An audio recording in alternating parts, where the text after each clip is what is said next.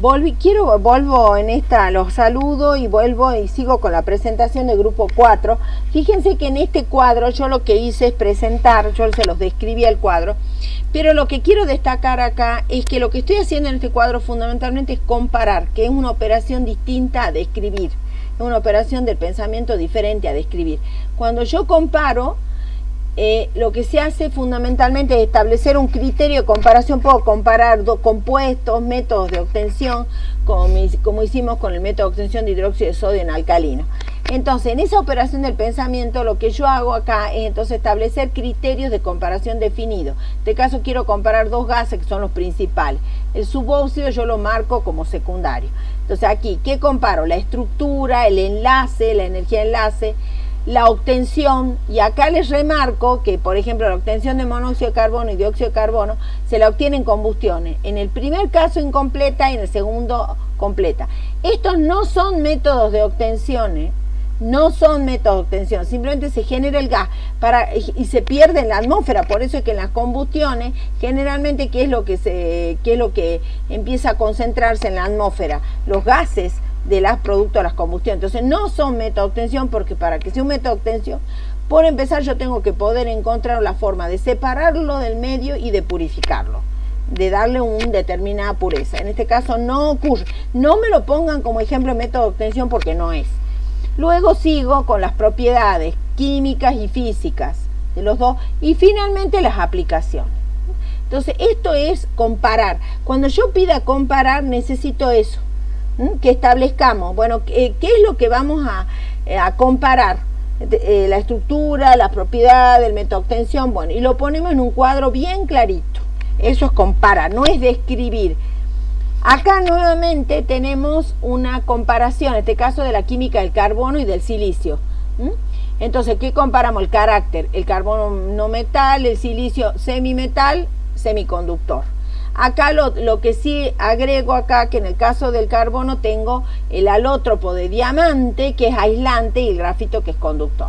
¿Qué otra cosa comparo? Número de oxidación predominante en el carbono, indico cuáles son los números de oxidación predominantes en los dos casos, la tendencia a formar cadenas. Entonces analizo el caso de las cadenas carbono-carbono, silicio-silicio, les doy la energía de enlace y aquí les marco algo, que la tendencia a la concatenación disminuye el carbono al silicio. Después el enlace con el hidrógeno, ¿qué pasa? ¿Cuál es más fuerte el enlace, el carbono o el silicio? Y acá les marco fuerte afinidad entre el carbono y el hidrógeno. También podría poner fuerte afinidad fuerte afinidad del carbono y el hidrógeno. Después enlace carbono, elemento oxígeno, marco lo que es el enlace con el carbono, con el silicio y hago la observación. Y finalmente, como son los óxidos que estaba marcando ahí, qué características tenían estos óxidos. Monóxido y dióxido de carbono son los principales del carbono, y en este caso el dióxido de silicio, que es una estructura polimérica. Entonces marco las diferencias fundamentales entre los dos. Eso es comparar. Bueno, seguimos entonces con el método de obtención del silicio. El silicio por reducción con carbono. También se puede utilizar otros reductores, se puede utilizar aluminio, que eso se llama aluminiotermia. En ese caso voy a obtener un silicio más puro. En general, con carbono, el silicio no es demasiado puro. El silicio es un sólido cristalino que tiene una estructura tipo diamante. O sea, ¿se acuerdan la estructura donde estaban los enlaces simple carbono-carbono? En esa estructura tetraédrica macromolecular. Bueno, el semimetal silicio tiene esa estructura. Es semimetal porque es semiconductor. O sea, el semimetal hace referencia a esa propiedad. Bien. Para justamente utilizarlo como semiconductor en los circuitos es muy importante purificarlo. ¿Cómo lo purificamos? Hay varios métodos para purificar. Este es muy bueno, que es la formación de tetracloruro de silicio, que es un líquido volátil, que se purifica mediante destilación. O sea, como es un líquido, yo lo puedo destilar y destilación fraccionada y separarle todas las impurezas. Y luego lo que hago es hidrogenarlo y de esa manera libero silicio puro.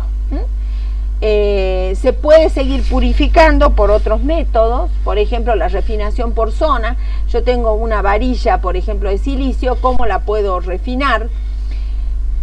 El principio es que lo que hago yo es utilizar una resistencia, un sistema eléctrico que produce calor, o sea, una bobina de radiofrecuencia en este caso.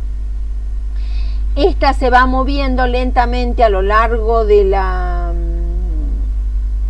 varilla, toda la longitud de la varilla de silicio, y el calor que produce va fundiendo el metal, y a medida que lo va fundiendo, como va pasando, entonces va a haber las zonas donde va atravesando están calientes, pero en las zonas que va dejando el sistema de calentamiento se va enfriando. Entonces en ese punto el material fundido se enfría y vuelve a cristalizar.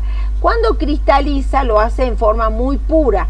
Entonces finalmente de esa manera yo voy separando los cristales de silicio puro del resto de las impurezas que trae el material. Entonces finalmente las impurezas se reúnen en la región fundida, o sea, se va moviendo y se van también moviendo las impurezas, y finalmente se eliminan en el extremo del metal. Por ejemplo, el germanio, que es otro semiconductor del grupo, también se purifica por este método, ¿sí?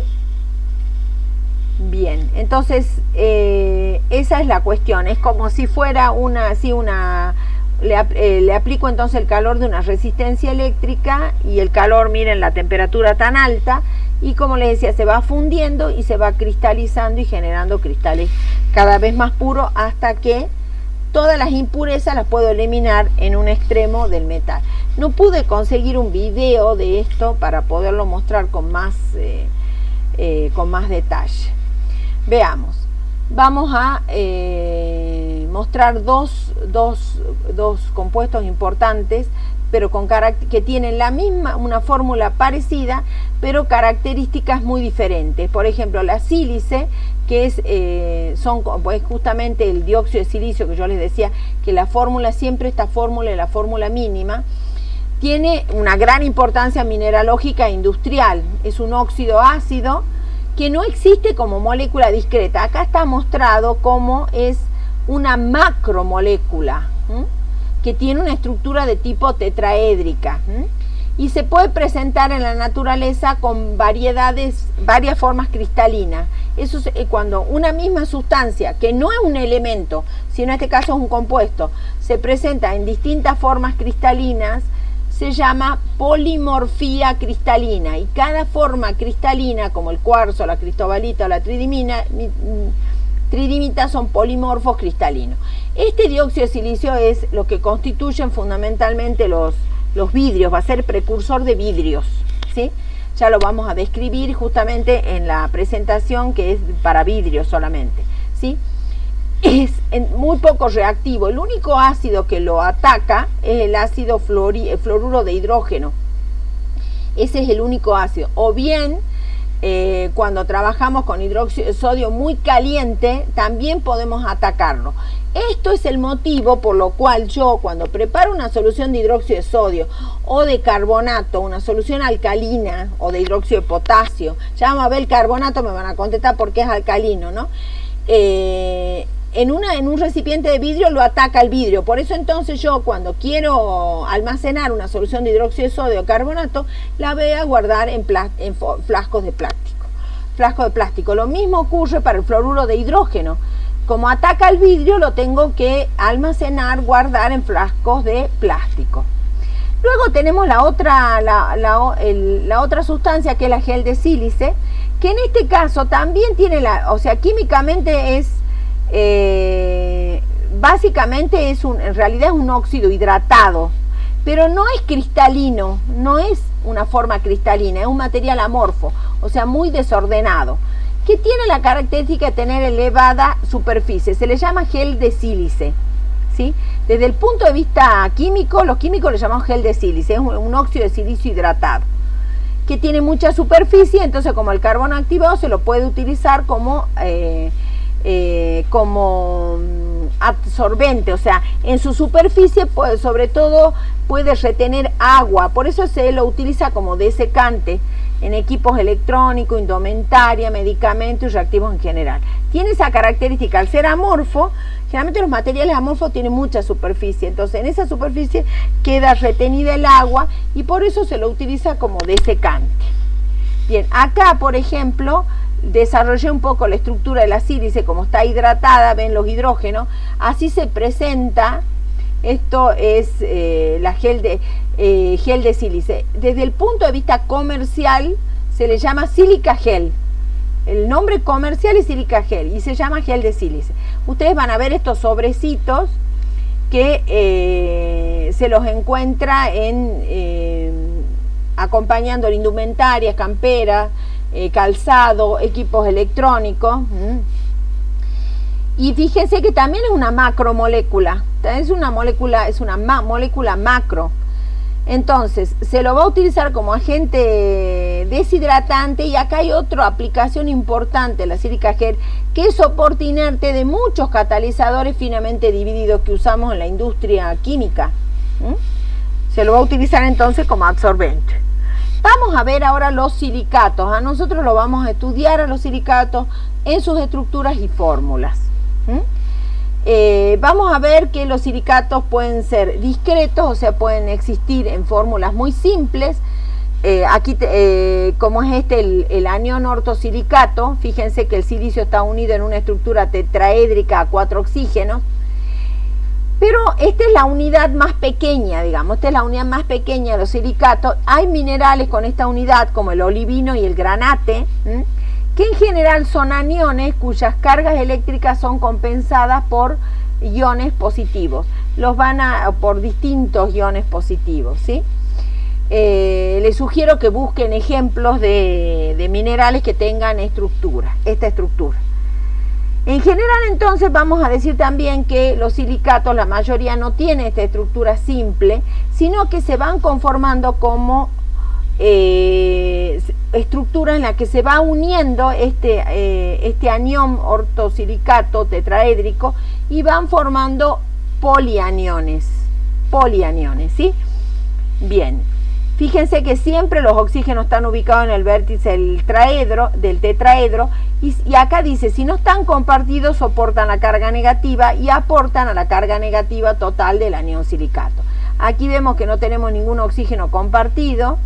Por eso siempre digo que este es el bloque constructor de los silicatos.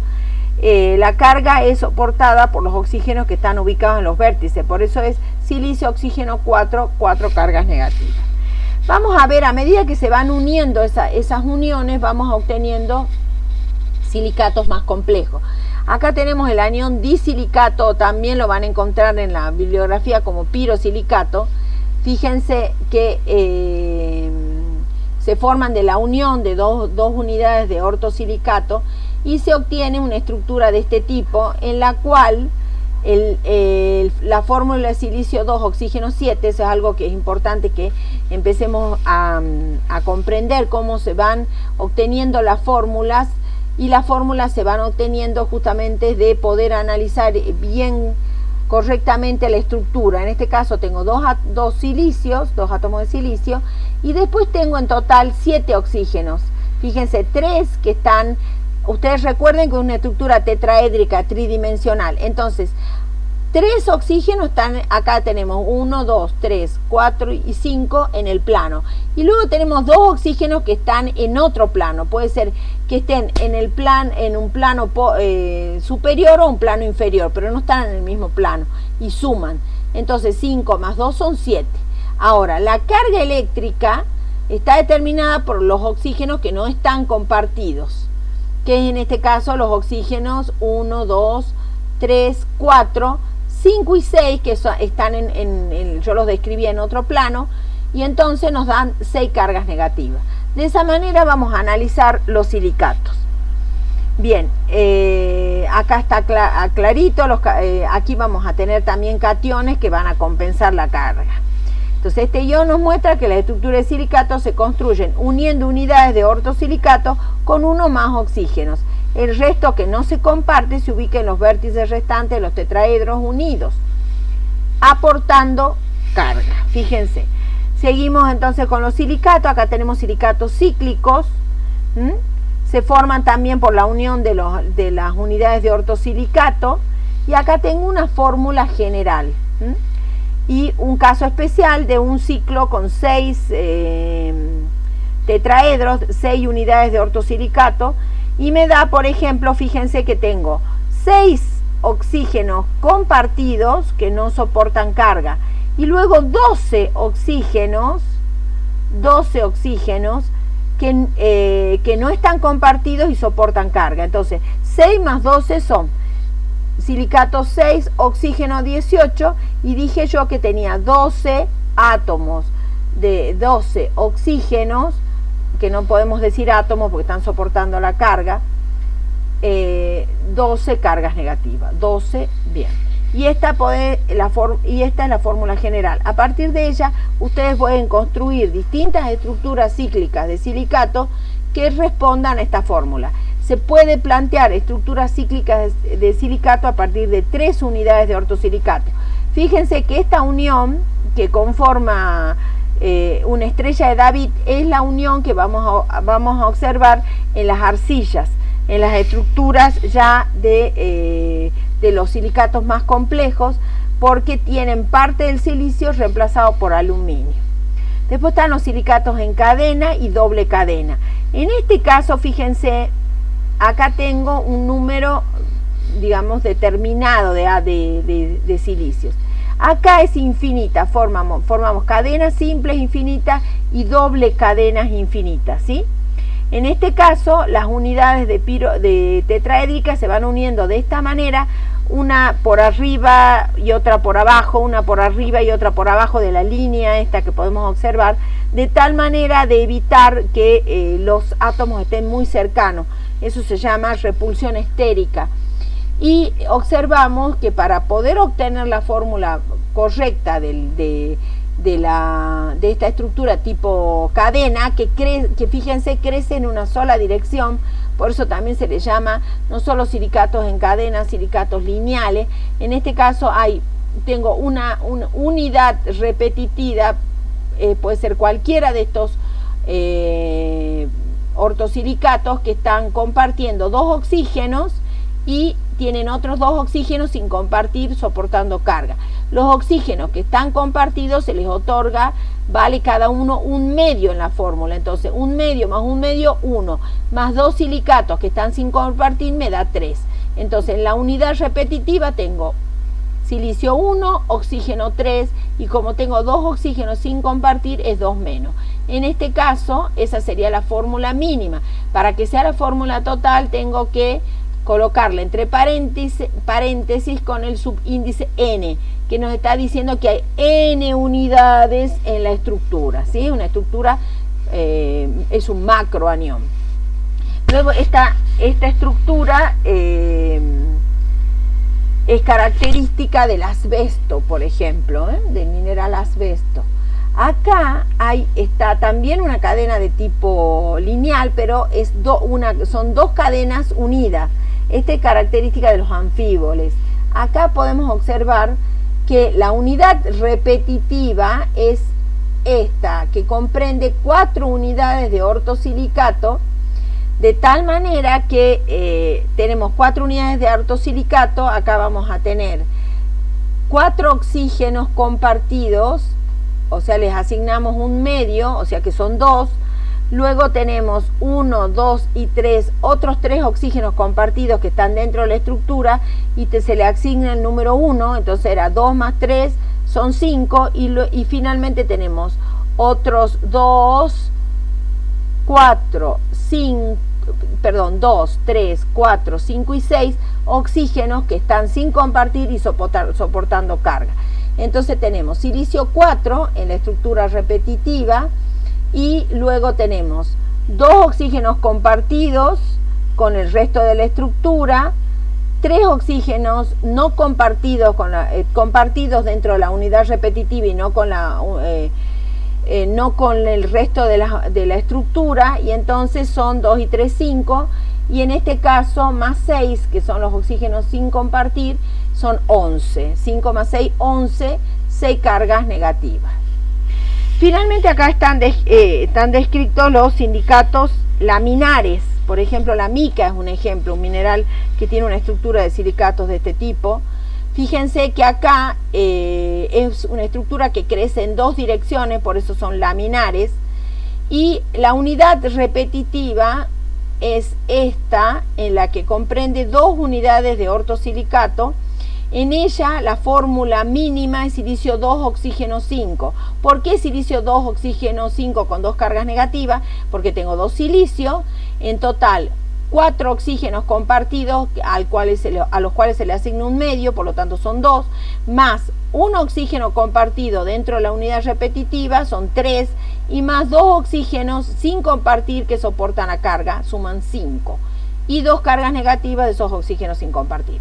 Esta es la fórmula mínima. La fórmula general va a ser entonces con el paréntesis y un subíndice n indicando el número de unidades, que son infinitas en una estructura macromolecular. En este caso sería un macroanión. Y los cationes que pueden compensar las cargas negativas puede ser potasio o magnesio. Bien, acá los describo en esta estructura que hice a mano yo, con más detalle a cada uno de los que fui nombrando. Entonces, si les quedó poco claro la explicación anterior, en este dibujo yo voy marcando, en cada uno de estos dibujos, voy marcando el silicato discreto, el ortosilicato discreto, el disilicato, los silicatos cíclicos. Les planteo dos ejemplos de silicatos cíclicos. Acá, por ejemplo, están las cadenas de silicato, las dobles cadenas, los anfíboles, y acá los silicatos laminares. Y les voy indicando con flechas la dirección de crecimiento de la estructura. Bien. En este caso, acá tengo silicatos más complejos, que ya son tridimensionales. También tenemos la unidad del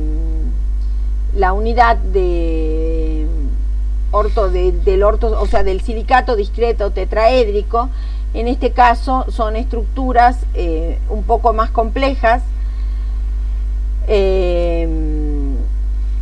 Bien, acá estas estructuras en general van reemplazadas algunos átomos de silicio por átomos de aluminio, etcétera, y tenemos lo que se llaman los aluminosilicatos.